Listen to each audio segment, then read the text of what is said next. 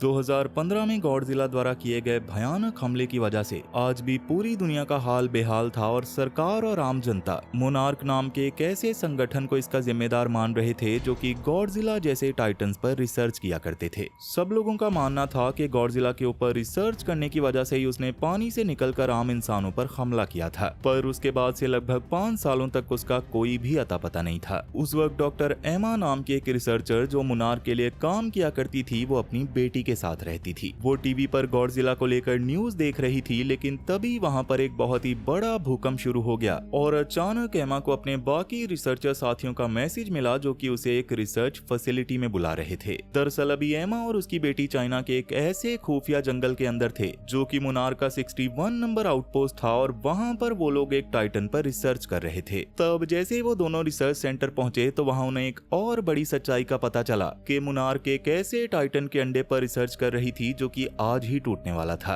और जैसे ही एमा और मैडी वहां पर पहुंचे तो देखते ही देखते मोथरा नाम की एक बहुत ही खूबसूरत टाइटन उस अंडे से बाहर आ गई। पर इतने सारे इंसानों को अचानक अपने सामने देखकर मोथरा बहुत ही ज्यादा गुस्से में आ चुकी थी, जिसकी वजह से उसने वहां के बहुत सारे इंसानों पर हमला कर दिया, जिसे देखकर एमा उसे शांत करने के लिए उसके बिल्कुल पास आ पहुंची। लेकिन मोथरा इतनी ज्यादा गुस्से में आ चुकी थी कि उसने एमा पर भी हमला कर दिया। तब दूर से अपनी माँ को खतरे में देखकर मैडी भी पीछे नहीं हटी और सीधा एमा के पास चली गई। मगर उसी वक्त एमा ने एक ऐसा डिवाइस ऑन किया जिसकी फ्रीक्वेंसी से मोथरा बिल्कुल शांत हो गई और वो अब एमा की हर बात मान रही थी। दरअसल एमा ने एक ऐसा डिवाइस बनाया था जिसकी मदद से वो किसी भी टाइटन को या तो आकर्षित करके शांत कर सकती थी या फिर उसे बहुत ही ज्यादा गुस्सा दिला सकती थी। लेकिन तभी अचानक रिसर्च सेंटर पर कुछ लोगों ने हमला कर दिया और एमा और मैडी को छोड़कर अंधाधुंध गोलियां चलाते हुए उन्होंने वहां मौजूद सभी रिसर्चर्स को मौत के घाट उतार दिया।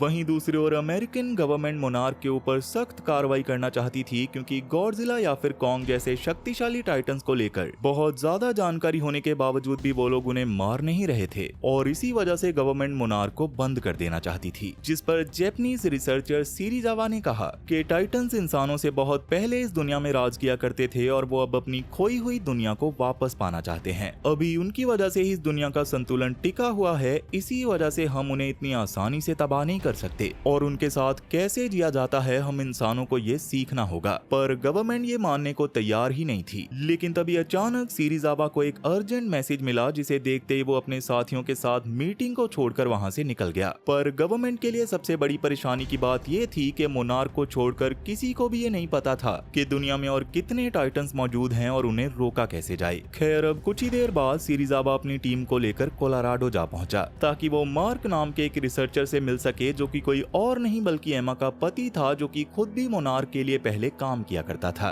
तब सीरीजावा ने उसे कहा कि एमा और मैडी किडनैप हो चुके हैं और जिन लोगों ने उन्हें किडनैप किया है वो लोग अपने साथ वो मशीन भी लेकर चले गए हैं जिससे टाइटन से बात की जा सकती है। ये सुनकर मार्क बहुत ज्यादा गुस्सा हो गया और कहने लगा कि उस डिवाइस का नाम ऑर्का है और उसे मैंने ही बनाया था। दरअसल ऑर्का एक ऐसी डिवाइस है जो किसी भी टाइटन की आवाज को कॉपी करके उसे फ्रीक्वेंसी के तौर पर उनकी ओर छोड़ती है और इससे टाइटन को लगता है कि उनकी प्रजाति का कोई और टाइटन उनसे बात कर रहा है। पर गॉडजिला के साथ पहले हुई लड़ाई में तो मैंने उसे तोड़ दिया था, फिर शायद एमा ने उसे वापस जोड़ लिया होगा। पर अब हमें किसी भी हाल में ऑर्का को वापस लाना होगा, क्योंकि अगर किसी इंसान ने उसका इस्तेमाल करके किसी भी टाइटन के ऊपर गलत फ्रीक्वेंसी चला दी तो टाइटन को लगेगा कि कोई उसे बुला रहा है और इससे लाखों करोड़ों इंसान मारे जा सकते हैं। तब सीरीजावा और उसकी टीम के मनाने पर आखिरकार मार्क ने उनका साथ देने का फैसला किया और उनके साथ मोनार्क की फैसिलिटी की ओर जाने लगा ताकि वो अपनी पत्नी और बेटी की जान बचा सके। मगर रास्ते में जाते हुए सीरीजावा ने मार्क से कहा कि गॉडजिला के मिलने के बाद आज तक लगभग 17 टाइटन्स पाए गए हैं, मगर उनमें से ज्यादातर गहरी नींद में हैं। पर उनसे बात करने के लिए सभी टाइटन्स की फ्रीक्वेंसी को मिलाकर एमा ने ऑर्का के अंदर एक ऐसी फ्रीक्वेंसी बनाई थी जिससे किसी भी टाइटन को अपनी ओर बुलाया जा सके। तब ये सब सुनकर मार्क ने कहा कि तुम लोगों को उन टाइटन्स को मार देना चाहिए। पर सीरीजावा इस चीज पर राजी ना होते हुए कहने लगा कि मैं और एमा उन टाइटन्स को मारना नहीं चाहते, क्योंकि बहुत से टाइटन्स इंसानों के लिए खतरा नहीं है।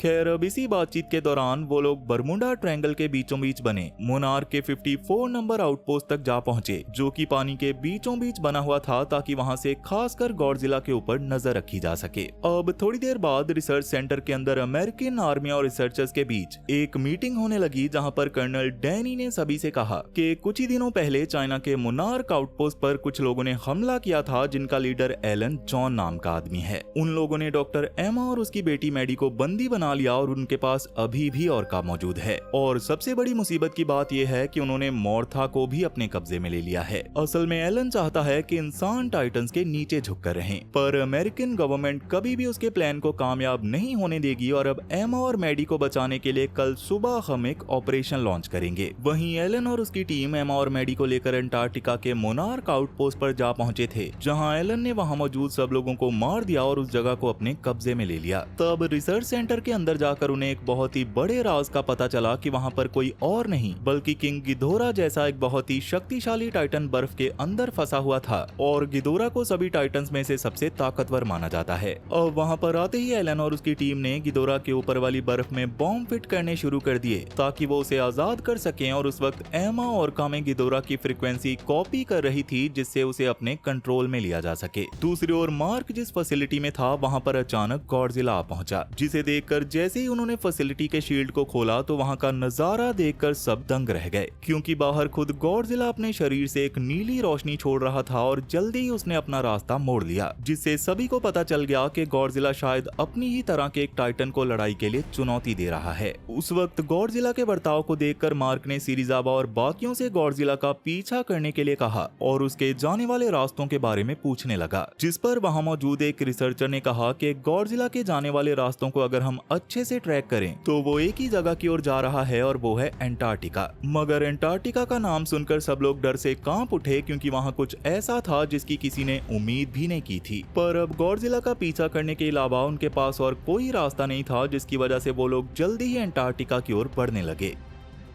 मगर रास्ते में जाते हुए सिरिजावा ने मार्क से कहा कि अंटार्कटिका में गिधोरा नाम का एक ऐसा टाइटन मौजूद है जो खुद गॉडजिला का सबसे बड़ा दुश्मन माना जाता है। और इसी बातचीत के दौरान आखिरकार वो लोग अंटार्कटिका के मोनार्क बेस तक पहुंच ही गए। पर जैसे ही आर्मी वाले फैसिलिटी के अंदर गए तो अचानक एलन के लोगों ने उन पर हमला कर दिया और जवानों को बुरी तरह से मारने लगे। लेकिन बाहर खड़े मार्क को अच्छे से पता था कि एमा और मैडी जरूर फैसिलिटी के अंदर ही होंगे, इसलिए वो गन उठाकर उन्हें ढूंढने के लिए अंदर जाने लगा, जिसके दौरान उसका सामना खुद एलन से हो गया, जिसके साथ एमा और मैडी भी थे। तब मार्क बार बार एमा और मैडी को बचाने के लिए एलन को धमकाने लगा, मगर उस वक्त एमा को अच्छे से पता था कि आर्मी वाले और मार्क टाइटन्स को खत्म कर देना चाहते थे, जबकि एमा इसके सख्त खिलाफ थी, जिसकी वजह से एमा ने एक ऐसा बटन दबा दिया जिससे वहां पर लगे सारे बॉम्ब्स फटने लगे और चारों ओर तबाही मच गई, जिसका फायदा उठाकर एलन एमा और मैडी को लेकर वहां से भाग निकला और सीधा जाकर अपने प्लेन में बैठ गया। लेकिन उस तबाही की चपेट में आकर आर्मी वाले बहुत ही बुरी तरह से फंस चुके थे, जिन्हें देखकर मार्क एक लिफ्ट के सहारे उन्हें वहां से बाहर निकालने की कोशिश करने लगा। और बहुत ही मेहनत के बाद आखिरकार वो सब लोग फैसिलिटी से बाहर निकलने में कामयाब हो गए। पर तभी एक और मुसीबत उनके सामने आ खड़ी हुई, क्योंकि एमा ने तब ऑर्का की फ्रीक्वेंसी ऑन कर दी थी, जिसकी वजह से 3 सिर वाला ड्रैगन यानी कि खुद किंग गिधोरा अपनी नींद से जाग गया और इतने खतरनाक टाइटन को देखकर सबकी रूह कांप उठी। तब गिधोरा को देखकर मार्क और बाकी रिसर्चर्स जल्दी से जाकर अपने हेलीकॉप्टर में बैठ गए, पर उनके वहां से निकलने से पहले ही गिधोरा ने एक ऐसा इलेक्ट्रिक ब्लास्ट किया जिससे हेलीकॉप्टर का सिस्टम पूरी तरह से बिगड़ गया और अब मार्क के साथ पूरी आर्मी भी वहीं पर फंस चुकी थी। तब ये सारा नजारा हेलीकॉप्टर के ऊपर से मैडी भी देख पा रही थी और गिधोरा को शांत करने के लिए उसने अपनी मां के हाथ से ऑर्का को छीनने की कोशिश की ताकि उसकी फ्रीक्वेंसी गिधोरा तक ना पहुंचे। और इसी हड़बड़ाहट में आखिरकार एमा को ऑर्का बंद करना पड़ा, जिससे गिधोरा थोड़ा बहुत होश में आ गया। लेकिन तब भी मार्क और बाकियों की जान बचने वाली नहीं थी, क्योंकि गिधोरा ने उनके हेलीकॉप्टर पर हमला कर दिया था। लेकिन तभी वहां पर गॉडजिला आ पहुंचा, जिसे देखते ही उन दोनों के बीच एक बहुत ही बड़ी जंग छिड़ गई। मगर इस तबाही के दौरान मार्क का हेलीकॉप्टर पूरी तरह से तबाह हो गया था, जो कि एक ढलान से नीचे गिरने वाला था, जिसे देखकर सब लोग हेलीकॉप्टर से बाहर निकलकर वहां से भागने की कोशिश करने लगे।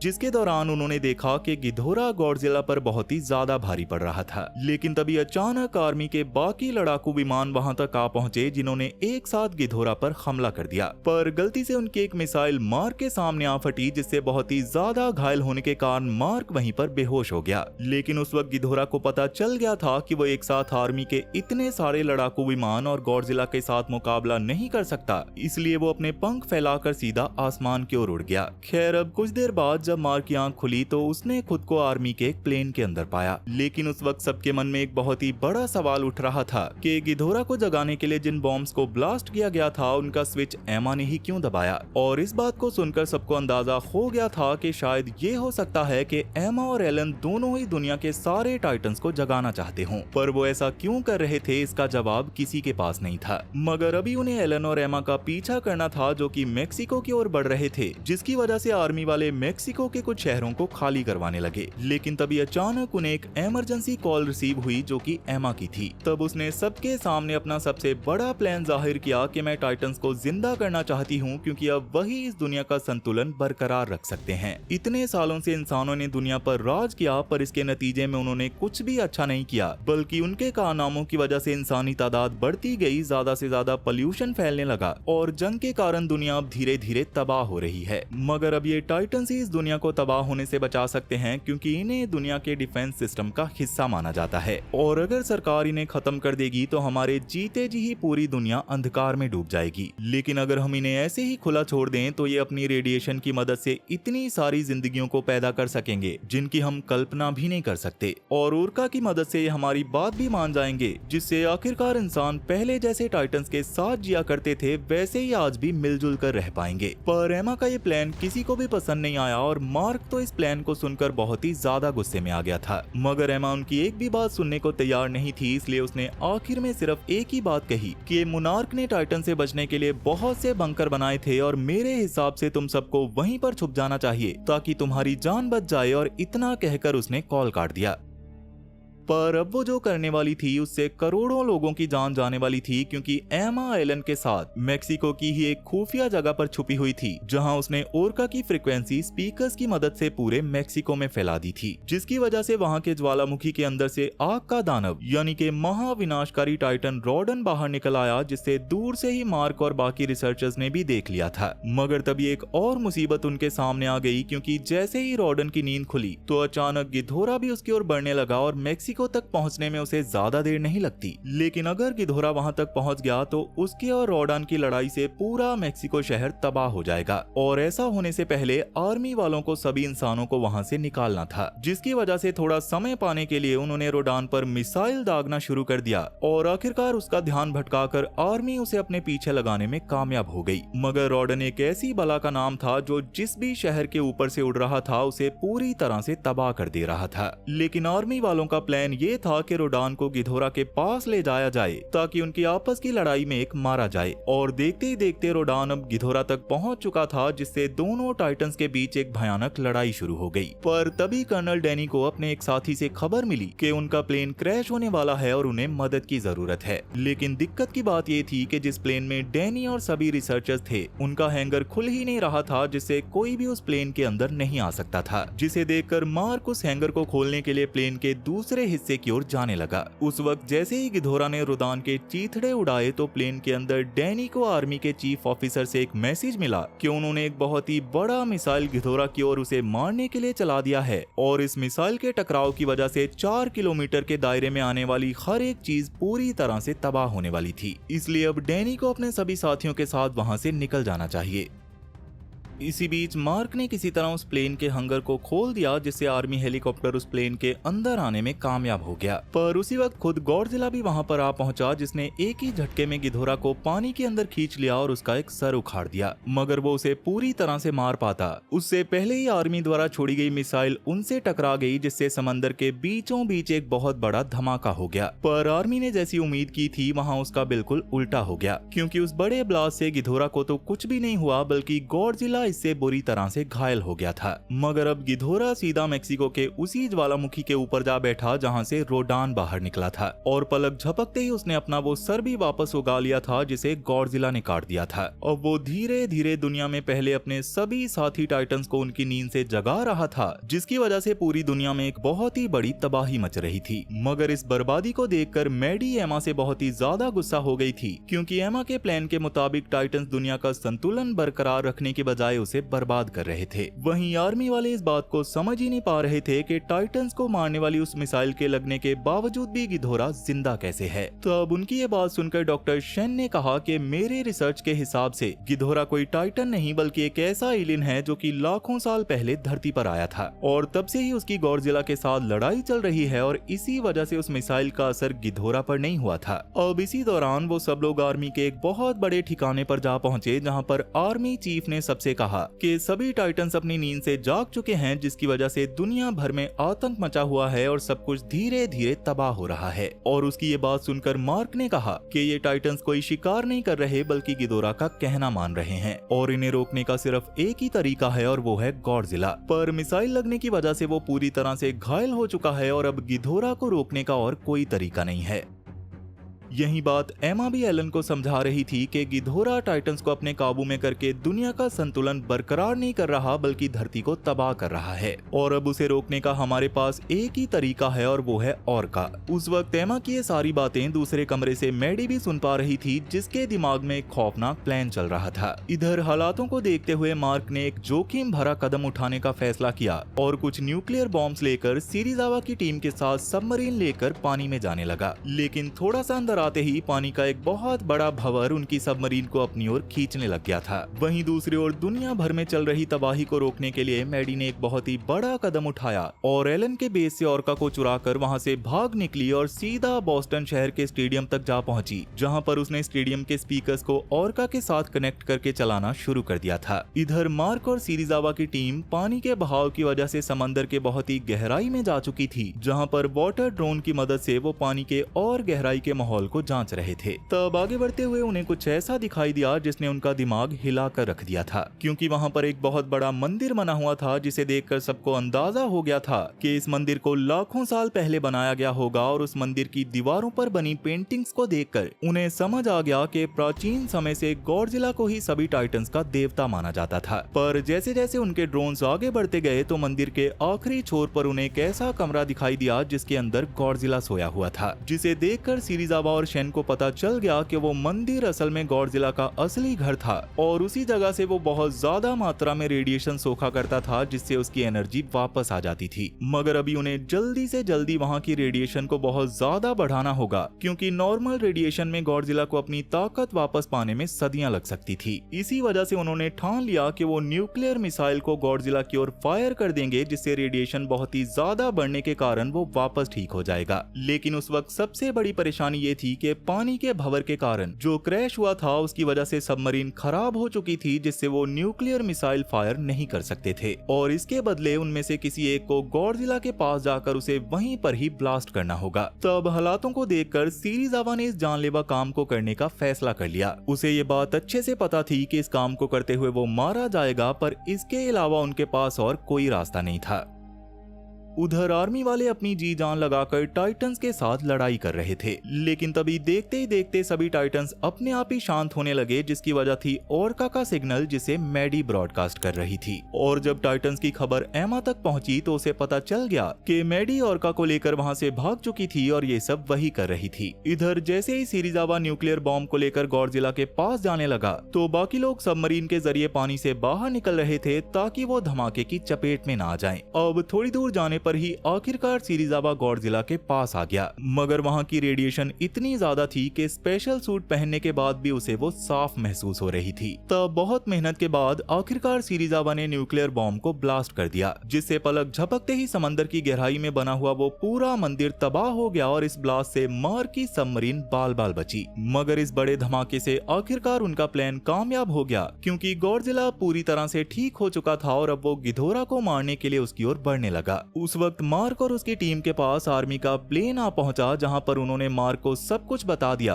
कि बोस्टन के स्टेडियम से ऑर्का के सिग्नल मिल रहे हैं और सभी टाइटन उसी की ओर ही बढ़ रहे हैं। जिसे सुनकर मार्क ने कहा कि हमें भी अभी बोस्टन की ओर निकल जाना चाहिए और इस बार हम गिधोरा को मारने के लिए गॉडजिला का साथ देंगे। उधर मैडी की जान बचाने के लिए एमा एलन के बेस से बाहर निकल गई और बोस्टन की ओर बढ़ने लगी, मगर इसी बीच लगातार ऑर्का की फ्रीक्वेंसी ब्रॉडकास्ट करने की वजह से बोस्टन पर एक ऐसा खतरा मंडरा रहा था जिसे इंसानियत कभी नहीं भूल पाएगी, क्योंकि पूरे बोस्टन में ही काले बादल छाने लगे, जिन्हें देखकर मैडी बुरी तरह से डर गई थी। और तभी अचानक वहां पर खुद गिधोरा आ पहुंचा, जिसने ब्रॉडकास्टिंग बिल्डिंग के ऊपर मैडी को देख लिया और पल भर में अपने इलेक्ट्रिक ब्लास्ट की मदद से उसने पूरी बिल्डिंग को तबाह कर दिया। लेकिन मैडी किसी तरह बिल्डिंग के गिरने से पहले ही बाहर निकल गई थी। पर अब उसके सामने खुद किंग गिधोरा खड़ा हुआ था और जैसे ही वो मैडी की ओर बढ़ने लगा, तभी वहां पर गॉडजिला आ पहुंचा, जिसने उस पर अपना एनर्जी ब्लास्ट चला दिया। उस वक्त गॉडजिला अकेला नहीं था, बल्कि उसके साथ पूरी आर्मी खड़ी थी। और तब देखते ही देखते गॉडजिला और गिधोरा के बीच एक भयानक जंग छिड़ गई, जिसमें गॉडजिला पहले से बहुत ज्यादा ताकतवर हो चुका था।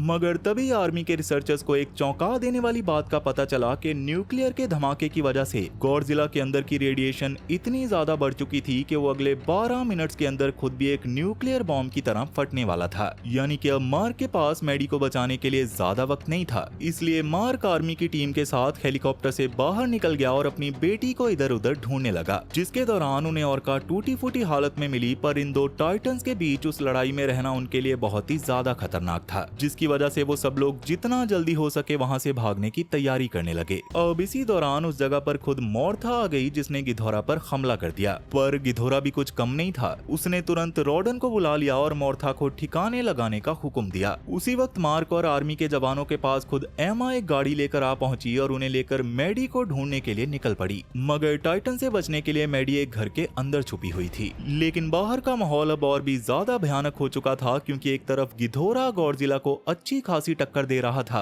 तो दूसरी ओर रॉडन मोर्था की जान का दुश्मन बन चुका था। पर अपनी चालाकी दिखाते हुए मोर्था किसी तरह रॉडन को हराने में कामयाब हो चुकी थी, लेकिन अब उसके अंदर लड़ने की बिल्कुल भी हिम्मत नहीं थी। अब वहां से कुछ ही दूरी पर मार्क और बाकी सभी लोग उसी घर तक जा पहुंचे जहां पर मैडी छुपी हुई थी। पर तबाही की चपेट में आकर वो घर भी पूरी तरह से बर्बाद हो चुका था, जिसके दौरान मार्क को कुछ पत्थरों के नीचे मैडी का हाथ दिखाई दिया। तब उसे देखते ही उसने आर्मी वालों की मदद से उस बड़े से पत्थर को मैडी के ऊपर से हटा दिया। और सबसे अच्छी बात ये थी कि मैडी अब भी जिंदा थी। मगर असली मुसीबत अभी भी खत्म नहीं हुई थी, क्योंकि लड़ते वक्त गिधोरा गॉडजिला को उड़ाकर आसमान की ऊंचाइयों में ले गया और वहां से नीचे गिरा दिया, जिससे गॉडजिला की हालत बहुत ही ज्यादा बिगड़ चुकी थी। तब उसकी इतनी नाजुक हालत को देखकर मोर्था ने गिधोरा पर हमला कर दिया, लेकिन गिधोरा ने एक ही झटके में उसे मौत के घाट उतार दिया। जिसके बाद वो गॉडजिला को मारने के लिए उसकी ओर बढ़ने लगा और अपने 3 सिरों की मदद से उसे काटकर उसके अंदर का जहरीला रेडिएशन बाहर निकालने लगा।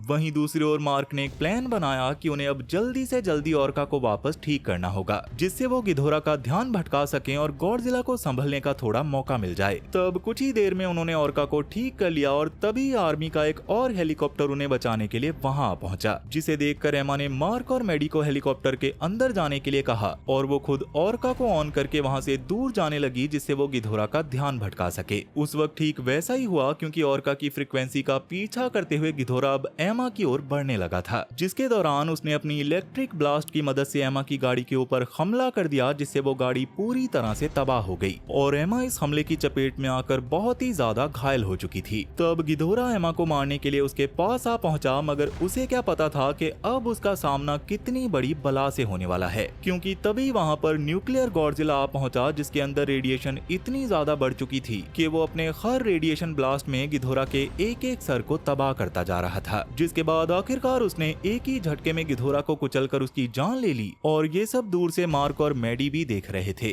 अब थोड़ी देर बाद जब माहौल थोड़ा शांत हुआ और गॉडजिला फिर से नॉर्मल हो गया, तो उसके सामने अब सभी टाइटन्स आ चुके थे, जिन्हें देखकर गॉडजिला उनसे लड़ने के लिए पूरी तरह से तैयार था। पर तभी देखते ही देखते सभी टाइटन्स उसके सामने झुकने लगे, क्योंकि किंग गिधोरा को मारकर गॉडजिला ने ये साबित कर दिया था कि वही टाइटन्स का असली देवता यानी कि किंग है। लेकिन दोस्तों, तबाही से कुछ साल पहले पहले एक ऐसी ही सीक्रेट गवर्नमेंट फैसिलिटी में एक और अजीब और अपरिचित जीव को लाया गया था। वो जीव इस विशाल मॉन्स्टर जितना बड़ा तो नहीं था, लेकिन उसके पास ऐसी चमत्कारी और डरावनी ताकतें थी जिन्हें मानव इतिहास में पहले कभी नहीं देखा गया, और ये नहीं देखा तो समझो कुछ नहीं देखा। पर उस खुफिया फैसिलिटी में काम करने वाली एक गूंगी लड़की अलीसा जब इस अजीब ह्यूमनॉइड क्रीचर से मिली तो उन दोनों के बीच एक ऐसा खतरनाक बॉन्ड बन गया जिसने कुदरत के सारे नियमों को तोड़कर रख दिया। लेकिन जब एक बदमाश कर्नल रिचर्ड उस मासूम पर सितम ढाने लगा तो अलीसा ने उसे वहां से भगाने का एक प्लान बनाया जो कि पूरी तरह से खतरों से भरा हुआ था।